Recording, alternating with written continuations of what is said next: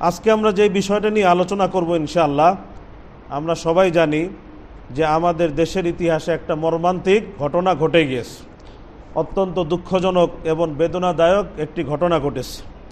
গতকালকে বিমান দুর্ঘটনায় বিমানটা একটি স্কুলের মধ্যে পড়ে এবং সম্ভবত প্রাইমারি সেকশনে গিয়ে পড়ে। তো এতে অনেক হতাহতের ঘটনা ঘটেছে, অনেকে মৃত্যুবরণ করেছে এবং আহত অনেক। এই মর্মান্তিক ঘটনা আমাদের দেশে ঘটেছে।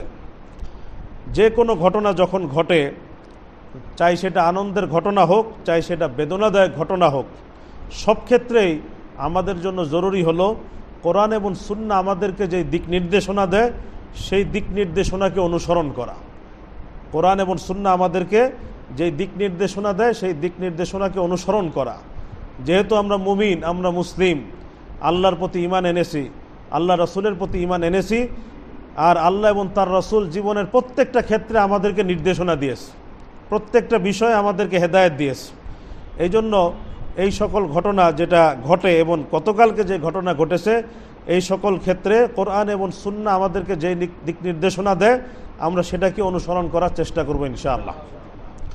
এই ব্যাপারে প্রথম কথা যারা গতকালকের দুর্ঘটনায় মৃত্যুবরণ করেছে, গতকালকের দুর্ঘটনায় যারা মৃত্যুবরণ করেছে তাদের বিষয়ে প্রথম কথা।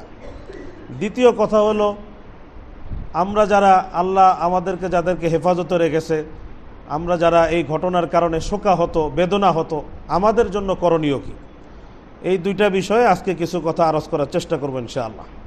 প্রথম কথা, যারা গতকালকের এই দুর্ঘটনায় মৃত্যুবরণ করেছে,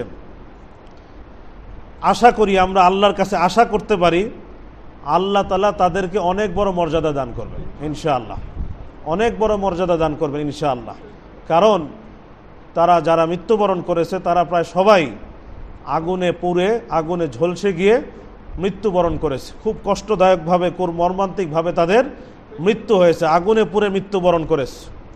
তো যারা আগুনে পুড়ে মৃত্যুবরণ করে, আগুনে ঝলসে গিয়ে, আগুনে পুড়ে গিয়ে যাদের মৃত্যু হয়, হাদিস শরীফের মধ্যে রাসূল করিম সাল্লাল্লাহু আলাইহি ওয়াসাল্লাম তাদের অনেক বড় মর্যাদার কথা ঘোষণা করেছে, অনেক বড় মর্যাদার কথা ঘোষণা করেছে। মুয়াত্তা মালিকের হাদিস 552 নম্বর হাদিস, সুনানে আবু দাউদ 3111 নম্বর হাদিস, সুনানে নাসাই 1839 নম্বর হাদিস, এবং হাদিসের সনদও সহিহ। আল্লাহ রাসূলের সাহাবী জাবির ইবনে আতিক রাদিয়াল্লাহু তাআলা আনহু উনি বলছেন, লম্বা হাদিস, যে একদিন আল্লাহ রাসূল সাল্লাল্লাহু আলাইহি ওয়াসাল্লাম আমাদেরকে বললেন, মা তাউদ্দুনা আশ-শাহাদাতা ফি সাবিলিল্লাহ, ক্বালু আল কতলু ফি সাবিলিল্লাহ, فقال عليه الصلاة والسلام الشهادة سبع سوى القتل في سبيل الله।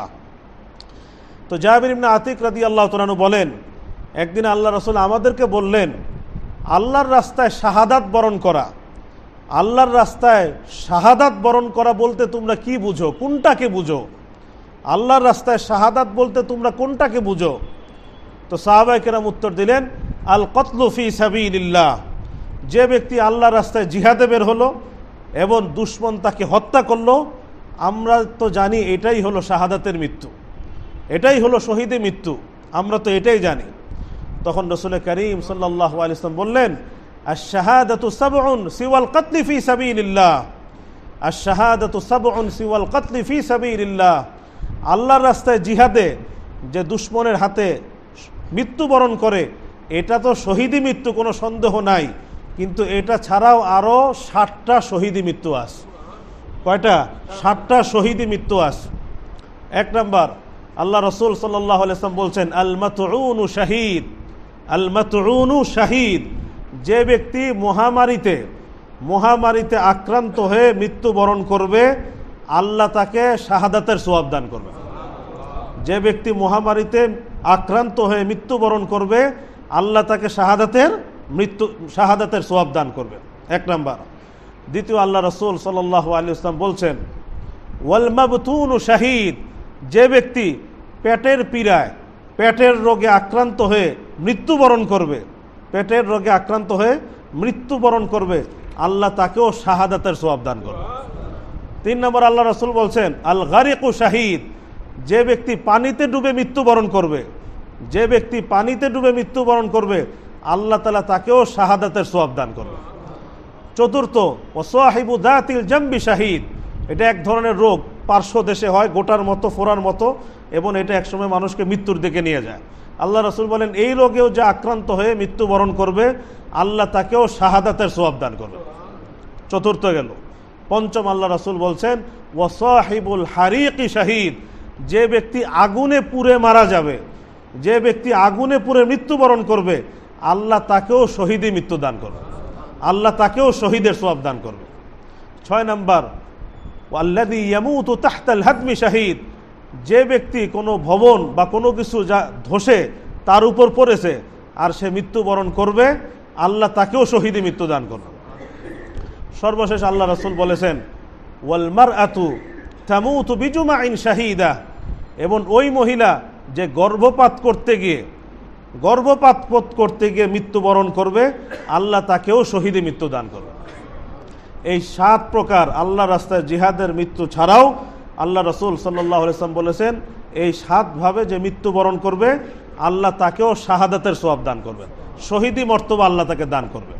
তার মধ্যে একটা হলো ওয়াসাহিবুল হারিকি শাহিদ, যে ব্যক্তি আগুনে পুড়ে মারা যাবে আল্লাহ তাআলা তাকেও শহীদি মৃত্যু দান করবে।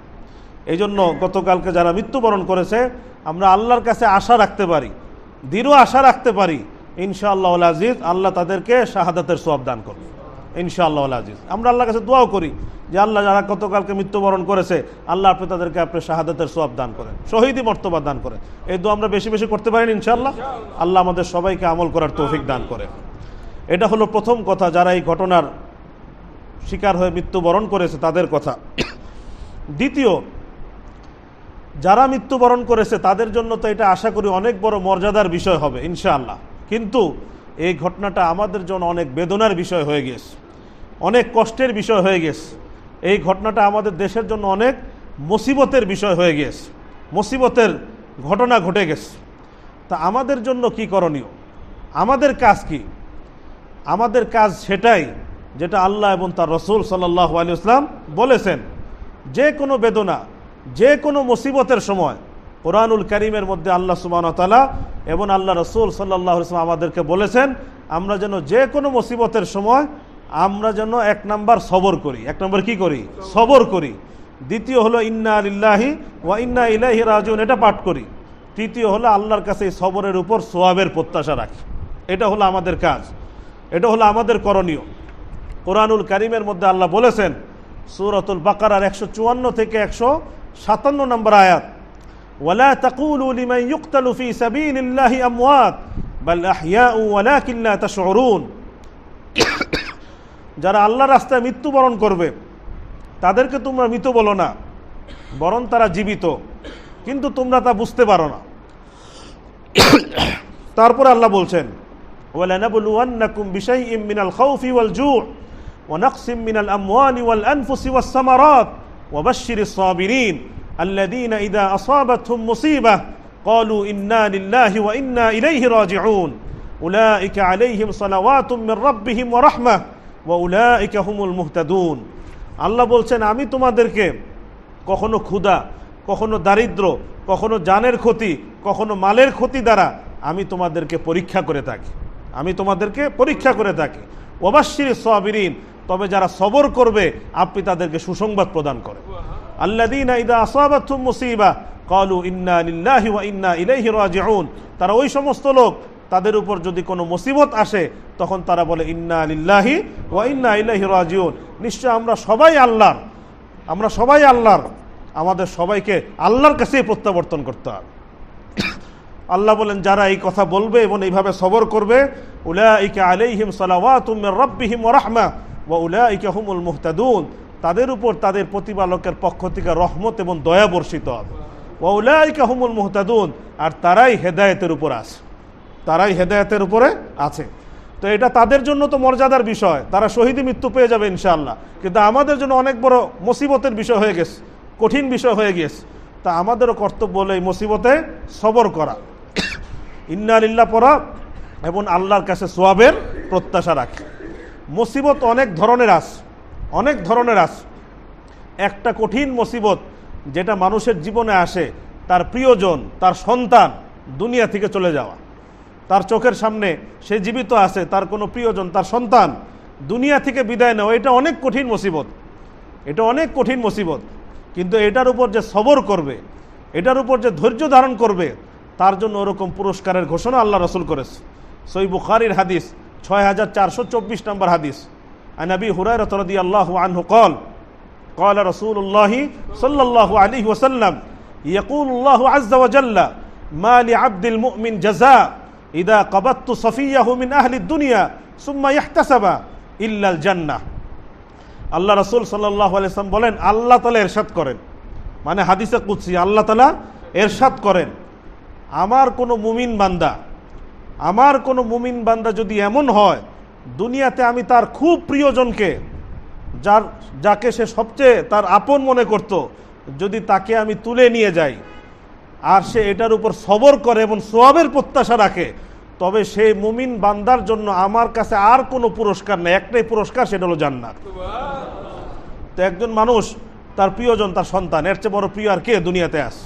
তো এই যে পিতামাতা যারা দুনিয়া থেকে যাদের সন্তান চলে গেছে, তারা এখন কতটা কষ্ট, কতটা দুঃখ তাদের অন্তরে। কিন্তু আল্লাহ রাসূল বলছেন, যদি তারা সবরের পরিচয় দেয় এবং সওয়াবের প্রত্যাশা রাখে, যে আল্লাহ আমরা সবর করছি, আপনার সিদ্ধান্ত হয়তো আমার কাছে কষ্ট লাগছে, কিন্তু এটার মধ্যে আমার জন্য ভালাই আছে, আপনার সিদ্ধান্তই যথার্থ, আমি মেনে নিচ্ছি, যদি সবর করি এবং আল্লাহর কাছে সওয়াবের প্রত্যাশা রাখি, আল্লাহ রাসূল বলছেন, আল্লাহ ইরশাদ করছেন, এই বান্দার জন্য আমার কাছে শুধু একটাই পুরস্কার, সেটা হলো জান্নাত। আল্লাহ, আমরা দোয়া করি যে আল্লাহ যেন এই পরিবারগুলোকে, যারা সন্তান হারিয়েছে, এই অভিভাবকদেরকে, পিতামাতাদেরকে সবর করার তৌফিক দান করেন, এবং আল্লাহ যেন আমাদেরকেও সবর করার তৌফিক দান করেন।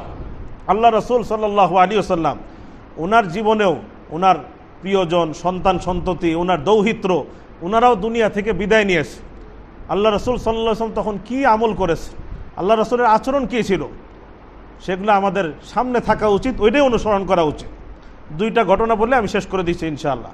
সহিহ বুখারীর হাদিস 1284 নম্বর হাদিস, আল্লাহ রাসূলের মেয়ে যায়নাব রাদিয়াল্লাহু তাআলা আনহা, উনি আল্লাহ রাসূলের কাছে লোক পাঠাইলেন যে আমার সন্তান মৃত্যু মুখে মুমূর্ষ অবস্থায় আছে, আল্লাহ রাসূল আপনি আসুন।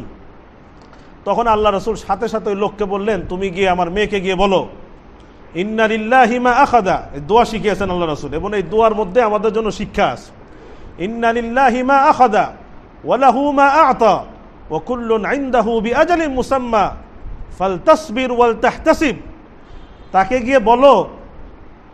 গিয়ে বলো ইন্না লিল্লাহি মা আখাযা, আল্লাহ তাআলা যেই জিনিস নিয়ে গেছেন সেটাও আল্লাহর, ওয়া লাহু মা আ'তা, যেটা আল্লাহ দিয়েছেন সেটাও আল্লাহর, ওয়া কুল্লুন ইনদাহু বিআজালিন মুসাম্মা, প্রত্যেকটা মানুষেরই দুনিয়াতে একটা নির্ধারিত সময় নিয়ে আসে, নির্ধারিত একটা সময় নিয়ে এসে দুনিয়াতে আসে। ফালতাসবির ওয়াল তাহতাসিব, সুতরাং আমার মেয়েকে গিয়ে বলো সে যেন সবর করে এবং আল্লাহর কাছে সওয়াবের প্রত্যাশা রাখে, ঠিক তদ্রূপ সহিহ বুখারীর 1303 নম্বর হাদিস, আল্লাহ রাসূল সাহেবের পুত্র ইব্রাহিম রাদিয়াল্লাহু আনহু যখন দুনিয়া থেকে বিদায় নিচ্ছেন, তো আল্লাহ রাসূলের চোখ দিয়ে পানি পড়ছে, তখন সাহাবায়ে কেরাম জিজ্ঞেস করল, আনতা ইয়া রাসূলুল্লাহ, ইয়া আল্লাহর রাসূল আপনি দেখে কাঁদছেন। তখন আল্লাহ রাসূল বলেন, ইয়া ইবনে আউফ ইন্না রাহমা, হে ইবনে আউফ, এই কান্নাটা হলো মানুষের অন্তরের দয়া, মায়া, সেটা হলো এই কান্না। ইন্নাল আইনা তাদমা, তখন এই যে আল্লাহ রাসূল এই দোয়াটা পড়লেন, যেটা আমাদের পড়া উচিত, ইন্নাল আইনা তাদমা ওয়াল কলবা ইয়াহজান ওয়ালা নাকুলু ইল্লা মা ইয়ারদা রাব্বুনা, নিশ্চয় চোখ অশ্রুসিক্ত, হৃদয় ভারাক্রান্ত, কিন্তু আমরা সেটাই বলবো, সেটাই করব যেই কথা এবং যেই কাজে আমাদের রব সন্তুষ্ট। আমরা এমন কিছু বলবো না আমাদের রব নারাজ হয়ে যান, আমরা এমন কোনো কাজ করব না আমাদের রব নারাজ হয়ে যান, আমাদের চোখ থেকে অশ্রু ঝরবে, হৃদয় ভারাক্রান্ত হবে, কিন্তু আমরা সেই কথাই বলবো, সেই কাজই করব যেটাতে আল্লাহ কি সন্তুষ্ট, আল্লাহ নারাজ হন, এমন কোনো কথাও বলবো না, এমন কোনো কাজও করব না। সুতরাং দুইটা কথা বলা হলো। এক নম্বর, গতকালকে যারা মৃত্যুবরণ করেছে, হাদিস শরীফের যে ফজিলত, সেটার আলোকে আমরা আশা করতে পারি, দোয়াও করতে পারি, আল্লাহ তাদেরকে শহীদে মৃত্যু দান করবে ইনশাআল্লাহ। আর দ্বিতীয়, আমাদের জন্য যেটা করণীয়, বিশেষ করে যারা মৃত্যুবরণ করেছে তাদের অভিভাবক, পিতামাতা, পুরো জাতি যেহেতু শোকাহত, আমাদের জন্য কর্তব্য হলো আমরা এই ক্ষেত্রে সবরের পরিচয় দিব এবং আল্লাহর কাছে কি করব, সওয়াবের প্রত্যাশা রাখবো। অধৈর্য হয়ে এমন কোনো কথা, এমন কোনো কাজ করব না যেটার দ্বারা আল্লাহ তাআলা কি হয়ে যান, নারাজ হয়ে যান। যেমন আজকেও কিছু কিছু ঘটনা হয়তো আমাদের কানে আসছে, কোনো কোনো জায়গায় অনেক বেশি উত্তেজনাকর পরিস্থিতি, ভাঙচুরের ঘটনা এগুলো ঘটেছে।